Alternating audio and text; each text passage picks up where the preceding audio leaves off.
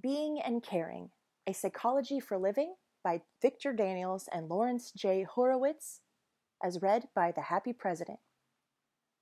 Part 1, Foundations. Chapter 3, Self-Determination and Authenticity. Our culture has taught us to value being self-determining, making our own choices about important events in our lives rather than having these choices made for us by others. That value is expressed in our desire to be authentic, to speak and act as who we truly are rather than shaping all our responses to fit other people's expectations. Self-determination and authenticity are different sides of the same issue. At some point in our lives, many of us have turned away from people or pursuits we cared about to keep the security and love we needed. Each of us can learn to trust our own sense of what means most to us and accept it as our guide as we seek to find our own direction. The Hasidic Rabbi Zuzia is said to have commented before his death that in the hereafter he didn't expect to be asked, "Why were you not like Moses?" but rather, "Why were you not like Zuzia?" Relying upon anyone's advice as to what you should or shouldn't do will have you living borrowed pieces of other people's lives instead of being responsible for your own life. And that includes this advice. No one is more suited to be you for you than you are. Nietzsche's Zarathustra said, "This is my way. Where is yours?" Thus I answered those who asked me the way, for the way, that does not exist. When we act in ways that are different from what our parents, spouses, lovers, or friends expect, those important others may interpret our moves towards self-determination as rebellion against them. Teenagers often aggravate bad feelings by seeming to flaunt their necessary moves towards self-determination in ways their parents find hurtful. Even though that may feel like a natural response to the parents' oppressive abundance of instructions about how to be, it can decrease trust and escalate the power struggle. When others respond with mistrust to my choices and actions, I can describe in the most caring way I know that I do appreciate their concerns and suggestions, but that as part of my own growth, I have to be accountable to myself and to make certain decisions for myself. That may not make everything all right, but at least it opens the door to dialogue, especially when demonstrating my respect for them may help them to demonstrate greater respect for me. Authenticity. When a 19th century Danish youth named Søren Kierkegaard gave up his study for the priesthood to become one of the first existential philosophers, it was not because he underwent a change of heart, but because in his church he found no opening to follow his own direction. The church, he concluded, and in our day we can easily add other powerful organizations and prevailing social norms, had begun to interfere with people's capacity to be true to themselves. It did this, Kierkegaard stated, by reinforcing prevailing attitudes and platitudes instead of supporting each person's right and obligation to an inward search. Another existentialist, Martin Heidegger, added that when we take refuge in the decisions of others, it is not long before we think what others think, feel what others feel, and do what others do. Kierkegaard used the term authenticity to refer to being in touch with our inner selves and acting from that full contact with who we are. To be authentic means to be true to myself. I cannot be authentic and put up a false front before others at the same time. Being true to ourselves. In each area of my life, I can ask, how much room do I have to be myself in this situation? How much of the room I have do I use? It's possible to be authentic when I'm not happy, or comfortable as well when I'm not feeling good. When I'm lonely, for example, I don't need to pretend that I'm not. If I reveal my loneliness to you, there's at least a chance that we'll touch each other in a way that has meaning for both of us. Even if we don't, my attempt to communicate has an intrinsic value. But if I keep silent when I want to tell you how I feel, we probably won't make contact in more than a superficial way. I don't have to demand that I always do what I intended or what I'd have liked. After all, I don't always correctly anticipate outside events, how other people will react, or even how I'll react. I have both the strength to achieve and the human capacity to fail. What I don't want is to kid myself. And somewhere along the line, I want to get to a point where I don't have to kid you either. Jungian analyst Ira Progoff suggests a way of working with our life history to gain a deeper sense of who we are. Under the pressure of events, he writes, our lives become hard-packed like soil that has not been tilled for many years. One experience is added to another so rapidly that we do not have time to establish an inner relationship to them. But, he suggests, imaginatively re-experiencing the stepping stones of our past can loosen the soil of our lives so that new insights can emerge and nurture the tender shoots of new possibilities. Stepping stones are significant turning points or periods in our lives, pleasant, painful, or neither, that brought us to where we are today. They can help us recognize the deeper than conscious directions in which we move with our life currents. Being authentic requires self-trust. Sometimes we find ourselves in conflict. I value you and myself, and I want to please us both. To do what I want to, instead of what you want me to, I've got to be willing to approve of myself even when you don't approve of me. Being open with others can be frightening, for it increases my vulnerability and lessens my options for manipulation. In a way, I'm safer when you're mystified by my cloaks, masks, and shadows, for then you seldom know just who or where I am. If you and I are authentic with each other, we may become very close. On the other hand, we may find that our authentic ways of being clash so sharply that we can't get along without pretending. Moving toward authenticity may be painful. It may mean making major changes in what we ask of, accept from, and give to each other. Sometimes it may even mean modifying old relationships or developing new ones. But the general principle is clear. To express yourself as you are with minimal pretense allows for a less stressful and more satisfying life. Personal and social selves. Newborn infants have no roles to play. They just are, completely true to themselves. We could say that a newborn is entirely a personal self. Conflict with and response to others lead to the beginnings of a social self. This early social self includes all of the personal self. Thus integrated, there's nothing that the infant is unwilling to reveal to others. Before long, we act in certain ways that meet other people's expectations and not in other ways that bring disapproval. Much of the personal self is expressed, but parts of it are less shared. The personal self is secondary to the social self. The child has learned that punishment is likely when those parts are seen. Thus, the social self, or persona as Jung calls it, a word that comes from the masks ancient Greek actors wore to symbolize the roles they played, serves two purposes: to make a specific impression on other people and to conceal the inner self. Children allowed to express most of who they are likely to be lively, spontaneous youngsters. By contrast, when the behavior deemed acceptable is severely circumscribed, the personal and social selves lose much of their common ground. When people identify heavily with the persona and deny the rest of who they are, we may stay locked into certain roles out of habit. Virginia's satire speaks of the parental cloak. A person who forgets to take it off becomes so identified with the role of being a parent that he or she forgets to be with his or her children in a more spontaneous, personal way. Each of us has the option to present ourselves in our social roles in ways that move closer to who we are inside, so that our personal and social selves overlap more. Acting as if. When I'm being authentic, I'm voicing my real wants and needs. When I'm concealing and manipulating, I'm testing you. Marie says she wants a lasting relationship.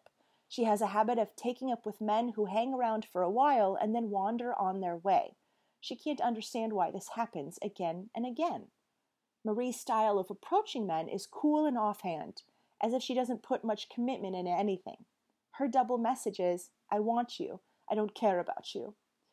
But once she and a man get into a relationship, she begins acting the way she genuinely feels, which means putting out a lot of caring and expecting the same in return. No wonder she never gets it. Her as-if presentation of herself as cool and offhand attracts men who are looking for a temporary casual relationship. They give her what she seems to be asking for. Coming on cool is easier for her than saying, I like you a lot. There's less risk of rejection, but Marie will probably do better if somewhere along the line she learns to take the risk of expressing her feelings. When I trust you to deal with me as I am, I communicate clearly who I am and what I want.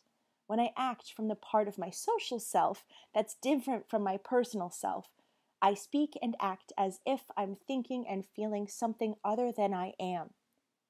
During my day, I choose how much I'm willing to meet the demands and expectations of each person I encounter. Sometimes I choose to present my personal self in as-if ways. Contradictory as it sounds, being authentic sometimes can involve pretending. You may want me to go to a fancy cocktail with you and act as if I enjoy that, even though I don't. But it's important to you and I care for you. I go with you and find some way to enjoy the event. I feel all right about this as long as you don't ask me to pretend too often or too much.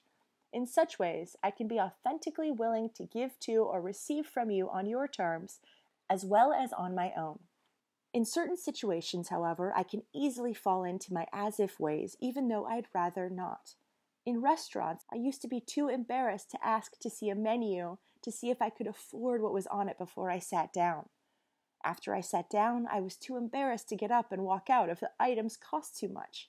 So sometimes I paid more than I could afford by acting as if I were loaded.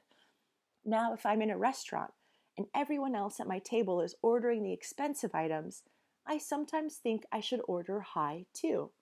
But by dropping my as-ifery, I can order what I want, even if it's inexpensive. I resent my as-ifs when I feel like I have no choice.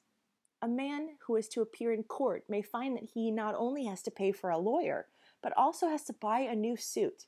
His lawyer tells him, when you walk in wearing a dark suit, shirt, and tie, you immediately reduce your sentence. Your clothes are saying, I'm like you, Judge. The price of not making that as-if statement is too high. When I constantly work at fitting your expectations, I lose touch with my experience and lessen my ability to take care of myself. When I'm stating clearly what I want, I'm likely to be decisive and direct. I'm in touch with my strength, and so are you. Hypocrisy is a particular kind of as-ifery. It means being phony, presenting a public front of seeming to act in the service of higher principles than I really am. If I tell people I'm doing something because I want to help my community or because it's the American way, when in fact my reason is because it helps my business or gives me a tax write-off, I'm being hypocritical. The script. Psychiatrist Eric Berne speaks of the parental instructions we've received about how to act and be, and what to do with our lives as our scripts. These programs in our heads serve to justify actions that are script-determined and cause us to question those that are not. Our scripts are also our own doing. As I grew up, I rewrote the script others gave me so that it fit me better. Then I conveniently forgot that I did the editing and the rewrite job so that I could blame others when I didn't like my actions, explaining away my behavior instead of acknowledging my power to do something about it. Until I realize that I'm acting out an obsolete script, I may be stuck with some ineffective, unproductive, or even self-destructive behavior. Long ago, for instance, I may have received a script that said, "Good boys and girls never say no." Most children in that situation rewrite their scripts. I don't dare say no, but I can behave no. I may still do that. Okay, I'll be right there. Hours later. In Japan, where confrontation is studiously avoided, saying no by saying yes extremely weakly, for instance, "I'll see what can be done," is common practice. But there anyone knows that a weak yes may mean no. Similarly, the Chinese say, We will consider it for discussion. But since we don't have a shared understanding here, we communicate better when we say what we mean. When I follow a script that no longer fits me, I expend a lot of energy trying to bottle up the spontaneous flow of my life force. I don't have to waste my energy in stopping myself. I can judiciously appraise where I have room to be myself in a fuller way and where I don't. How we become strangers to ourselves. British psychiatrist R.D. Laing displays a keen sense of appreciation of dilemmas faced by some people who are diagnosed as schizophrenic. He provides the example of a boy who keeps his distance rather than running up to hug his mother. "Hello, Mom," he says. "Don't you want to hug me?" she asks. "Don't you love your mummy?" "No." "But Mummy knows you do, darling. You're just saying that. I know you don't really feel that way." Whereupon she grabs him and smothers him in a big hug. In doing so, she disconfirms or denies his report of what he's experiencing. Disconfirmation, confirmation, and pseudo confirmation. Through my responses to what you do and say, I confirm or disconfirm your sense of who you are. Those parts of our being about which we're least secure, notices Laing, need confirmation more than others. If significant others validate what you think, feel, and do, you are encouraged to develop a secure, reliable sense of yourself. If you get feedback that reinforces your own impressions, you learn to trust your ability to discern what's going on around you. You're likely to develop a clear sense of contact, of where you leave off and where other people begin, rather than becoming enmeshed in the sticky web of what Pearls terms confluence, where you're not sure of your boundaries. But when others act in ways that deny your actions and your perceptions of yourself and your world, you may become confused and uncertain about your identity. In order to keep the love and protection of significant others, you may choose to repress your questions and misgivings and agree with their insistence that they know you better than you know yourself. What's different about words and actions that confirm and those that disconfirm? A confirmatory response, says Laing, acknowledges your action, though it doesn't necessarily agree with it. Disconfirmation, by contrast, has a tangential quality. My response appears to deal with your concern, but actually it deals with an aspect of the matter that concerns me, not the one that concerns you. For example, my wife walks in saying, "Look at the beautiful new blouse I found this morning. It matches my red skirt." "How much did it cost?" I reply. "You know our budget can't handle any unnecessary expenses." I ignored her happiness and her feelings about the worth of the new blouse. My thoughts and feelings may be valid, but they're valid in addition to and not instead of hers. Besides, she bought it at Goodwill. An especially subtle and fascinating process is that of pseudo confirmation. This is a pretense at confirmation, giving the appearance of it without the substance. I tell you who you are, then I confirm my definition of you. The real you that differs from my image of you is not acknowledged. I induce you to accept my ideas about you, then confirm your attempts to apply them to yourself. For example, Lisa, a reasonably attractive, somewhat shy high school girl who's interested in art and biology, is in the kitchen with her father and her boyfriend, Jack. "Lisa," says her father, holding up the paper, "look, they're having tryouts for cheerleader at school next week." Lisa: "Dad, I don't think." Father: "You're a natural. With your personality, looks, and coordination, you can't lose. You'll love it." Jack: "Yeah, he's right. Listen, can't you just see us at the junior prom? Great idea." Lisa: "Well, maybe." Father: "Great. It's settled then. I know it'll be wonderful for you. I'll have your mother take you tomorrow to get some clothes for the tryouts." Introjection and Induction. All of us, during adulthood as well as childhood, are sometimes asked to swallow whole the ways that significant others, or our larger social environment, prescribe for us. Such introjection is at the root of our difficulties in being true to ourselves and finding our own ways. I may introject the idea that I should be or will be an undertaker, a Republican, a sex maniac, or a bum.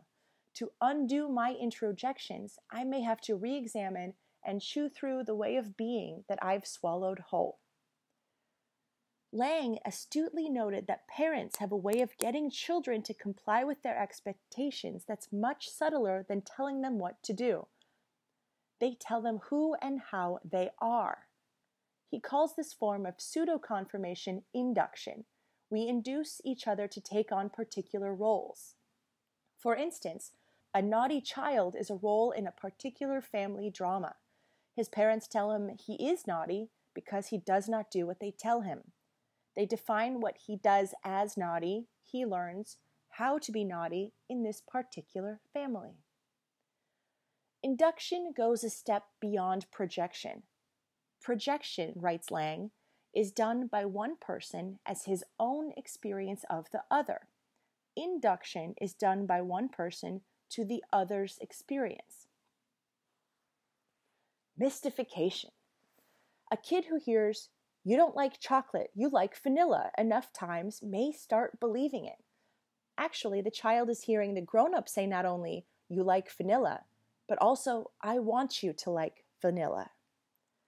As the adult, my straight message is, "I want you to like vanilla and I'll approve of you if you do." When I say that, you have room to reply, "I know you want me to like vanilla, but I prefer chocolate, thank you." But if I say, "You know you prefer vanilla," I'm giving you a double message. You have no choice. You're going to get vanilla. And I want you to feel that you have a choice, even though I'm choosing for you. To describe this process, Lang borrowed the term mystification from Karl Marx, who defined it as a plausible misrepresentation of what the exploiters do to the exploited to make them feel at one with the exploiters. Mystification, which can include disconfirmation, clouds, masks, and obscures. To an adolescent, "You can't be unhappy, we're giving you everything." You wouldn't say what you just said if you weren't ill. Ultimately, both the mystified and the mystifier are confused. Mystification, clouds, masks, and obscures. Respecting others' authenticity. Someone once remarked, "A friend is a person who leaves you with all your freedom intact but obliges you to be fully what you are." In that spirit, in being authentic, I don't want to intrude on your authenticity. If I give you a lot of warmth and caring, for example, I might consider whether I demand warmth and caring from you in return, whether you feel it right then or not. And when I'm extremely helpful, I might ask myself, how much of my helpfulness is a demand that you be helpless? When my caretaking is excessive, it may keep you from learning to do things for yourself. I can stunt your growth by giving you too much. All of us need some frustration in order to learn to stand on our own feet. I do well to remember that in many cases you can tune me out completely. This is illustrated literally by one of my relatives who was deaf from birth. As a youngster, he had a hearing aid that can be turned up and down. Imagine his mother's frustration when she would start yelling at him and see him turn the hearing aid down. "What am I supposed to do?" she said. "Tell him to turn it up so he can listen to me scream?" We all have the option this deaf child had. We had to tune out observably. We can do it on the sly. We only have to listen when we want to. If you're impervious to my needs, I may be deaf to your demands. A traditional Navajo, declares anthropologist Dorothy Lee, seldom speaks for another person. A father who is offered a good price for his child's bow and arrow will let the boy decide what to do and respect the boy's decision not to sell, even though the child may need the clothing the money would buy. A traditional Navajo mother allows her child to make his or her own mistakes, to suffer pain or grief or joy, and learn from experience. She teaches not by giving orders, but by pointing out cause and effect relationships. She knows that the freedom to choose and to learn from what happens is an important step in developing self-reliance. I call it the if-then principle. If you do this, then that will happen. It's one way to reduce the power struggles involved in living together. For example, to my younger daughter, if you pick your things up off the floor, then I'll take you for a walk. I'm reducing the threat and increasing her autonomy. She has the option to say no and remain to some degree in charge of her own existence. To use the if-then formula, I have to abide by her decision, including leaving the junk there. I also have to follow through on the consequences. If she picks it up, we go for a walk. If she doesn't, we don't. Using this principle seems to have improved the peace and harmony of our family life. Carl Rogers describes an attitude that he terms unconditional positive regard, which he defines as an atmosphere which demonstrates I care, not I care for you if you behave thus and so. This kind of acceptance is not so easy. It can take hard work to set aside my goals for you, what I want for you and what I think would be good for you, and leave you room to be yourself. But it opens the way for me to know you as you are. End of chapter 3.